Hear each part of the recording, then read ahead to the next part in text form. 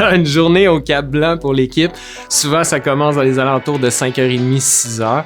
Puis t'es pas parti de là avant des fois 10h, 11h, minuit.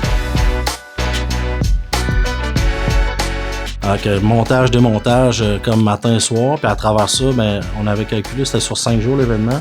Puis moi puis Luc, on montait 50 fois par jour. Puis moi, j'allais chercher des groupes scolaires à travers ça.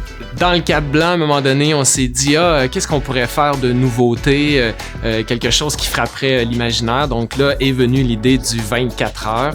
Donc pendant 24 heures, il fallait monter, descendre les escaliers avec notre noyau de jeunes qui participaient avec nous là, à nos activités depuis le mois de septembre. Donc on voulait une activité, un défi qui sortait de l'ordinaire, qui était vraiment unique, puis qui venait jouer aussi dans l'imaginaire des jeunes, et ça a fonctionné. Il y avait un fort message aussi avec l'escalier, un grand symbole de persévérance qui s'adapte beaucoup à la vie. Hein. On doit monter une marche à la fois pour se rendre au sommet. Donc ça vient de là, cette idée-là.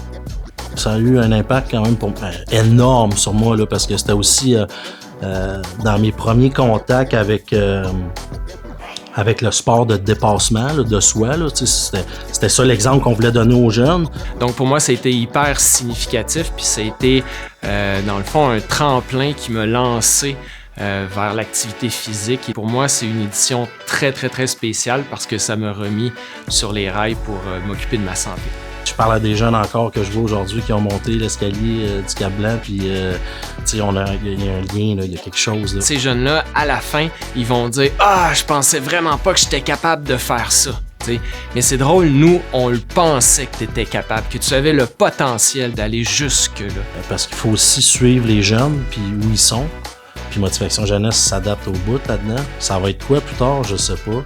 Mais j'espère que ça va être encore dehors, puis dans le plein air.